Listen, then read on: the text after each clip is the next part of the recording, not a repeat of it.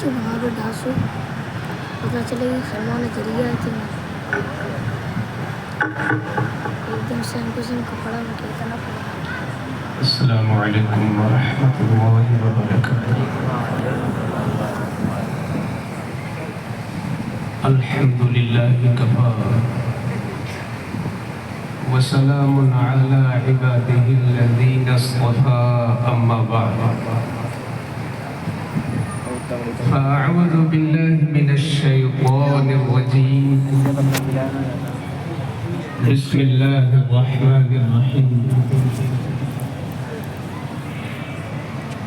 حسبنا اللہ ونعم الوکیل. آمنت باللہ صدق اللہ العظیم. حصول برکت و سعادت کے لیے بڑی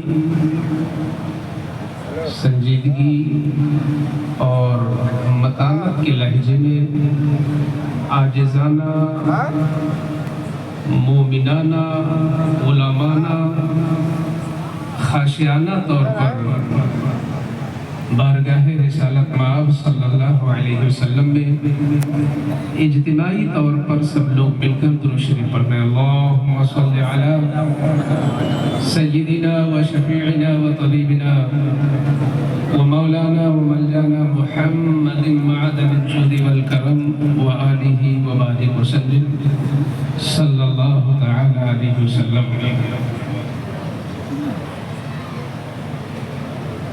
منبر رسول پر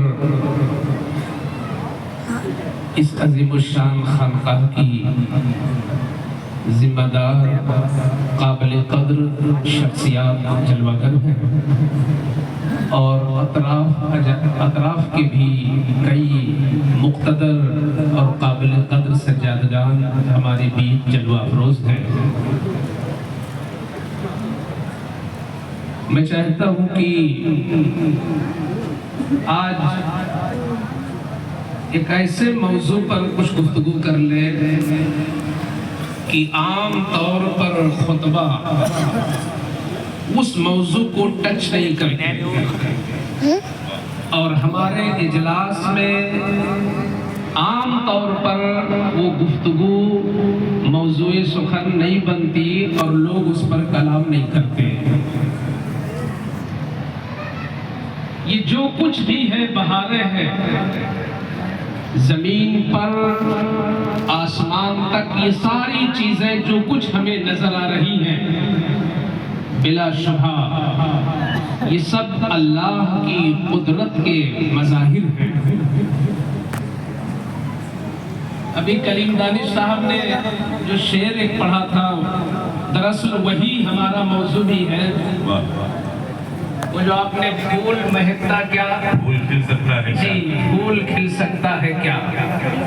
تو دراصل ایک ایسی طاقت ہے کہ جس طاقت کے بعد پھر کوئی طاقت نہیں، اور وہ طاقت جسے نصیب ہو جائے پھر کسی بھی میدان میں اسے کمزوری نہیں. وہ ہے اللہ. یہ بہت اہم چیز ہے کہ ایک مسلمان کا یقین اور ایمان اور توکل اللہ پہ مضبوط سے مضبوط تر اور ہر حال میں اس کا یہ عقیدہ رہے، یہ ایمان رہے، حسبنا اللہ، اللہ میرے لیے کافی ہے.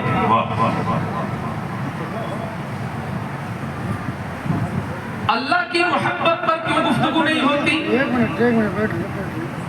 میں کسی سے پوچھنا چاہتا ہوں کہ کیا کوئی اور ذات ہے کہ شریعت اللہ سے زیادہ محبت کو کہتی ہے کسی اور سے اللہ سے زیادہ؟ بلا شبہ مصطفیٰ جان رحمت صلی اللہ علیہ وسلم ایمان ہی نہیں، ایمان کی جان.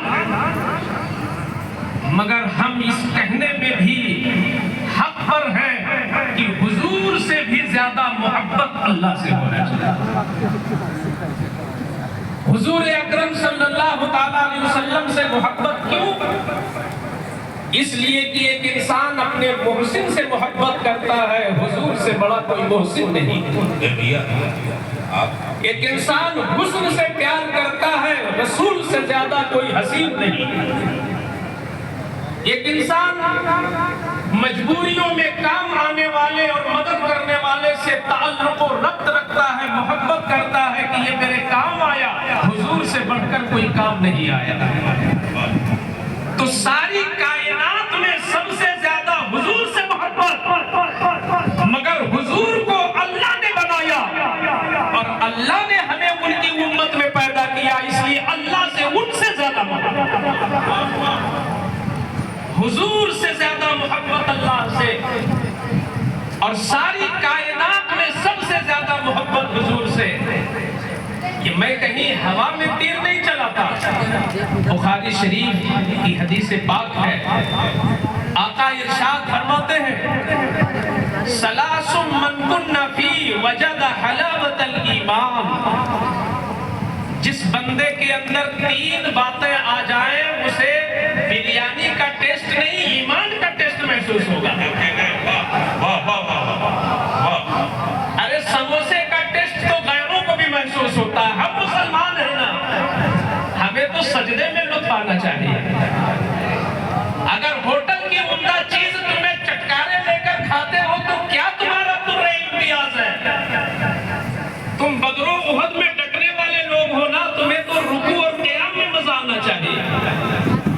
تین چیزیں ہیں جس میں پہلے نمبر کی چیز ہے ان یکون اللہ رسول احب الیہ مما سواہما، جس بندے کے نزدیک اللہ اور اس کے رسول سب سے زیادہ محبوب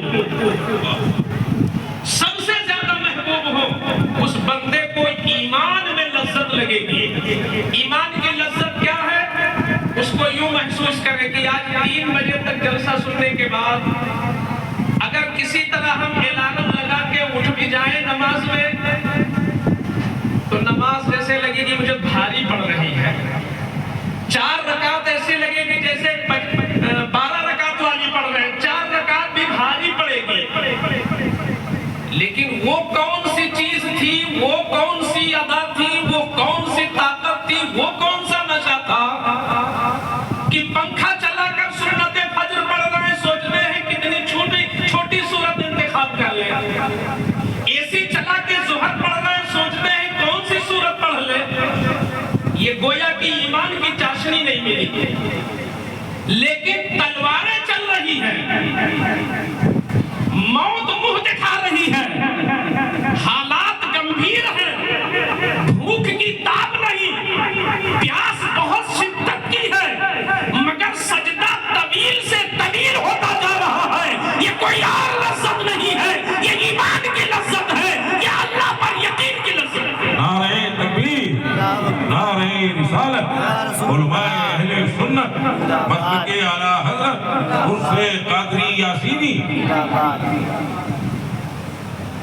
ہم اصل میں جلد باز بھی ہیں، ہم جلد باز بھی ہیں اور ہم ناشکرے بھی ہیں، اور قرآن نے دونوں لقب ہم کو دیا ہے، ہم جلد باز بھی ہیں اور ہم ناشکرے بھی ہیں۔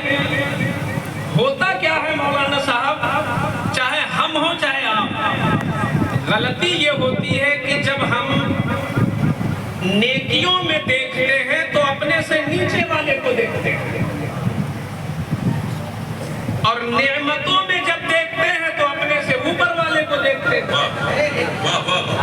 یہ سب سے بڑی گڑبڑی ہے۔ ہوتا یہ ہے کہ جس بندے نے ایمان میں ایڈمیشن لے لیا، کلمہ توحید و رسالت اور بنیادی عقائد کو ماننے کے بعد اگر وہ مسلمان ہوا تو سوچتا ہے کہ میرا تو ایڈمیشن ایمان کی دنیا میں ہو گیا، تو جو کلمہ ہی نہیں پڑھتا اس کے مقابل ہمیں اچھا ہونا چاہیے۔ ہم کلمہ پڑھتے ہیں، فلاں کلمہ نہیں پڑھتا، وہ امیر کیوں ہے، ہم غریب کیوں ہیں؟ اب پھر کلمہ پڑھنے والوں میں جمعہ پڑھنے والا دیکھتا ہے کہ ارے جو صرف عید پڑھتا ہے وہ ہم سے امیر کیوں ہے؟ ہم تو ہر ہفتہ مسجد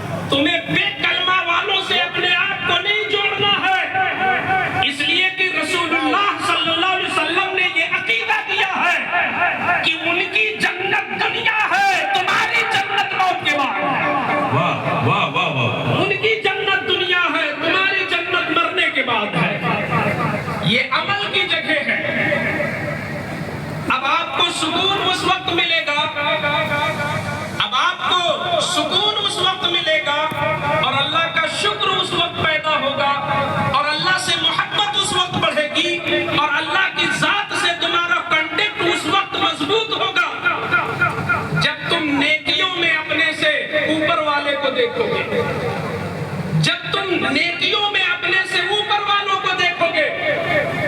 یہاں اتنے لوگ بیٹھے ہیں، میں اللہ کی قسم کھا کے کہہ سکتا ہوں حضور کے زمانے کے جو مسلمان تھے اس پورے مجمع میں اتنا کوئی غریب نہیں ہے، اللہ، اور سرکار کے زمانے میں وہ جو مسلمان تھے ہم سب کی پوری زندگیوں کے سجدے ایک ترازو میں رکھ دو، ان کی زندگی کا ایک سجدہ برابری نہیں کر سکتا۔ اللہ اللہ، واہ واہ، پتا ہے آپ کو آج اگر کسی کی خیریت پوچھ لو کہ کیا حال ہے تو بندہ کہتا ہے جیسے تیسے چل رہی ہے۔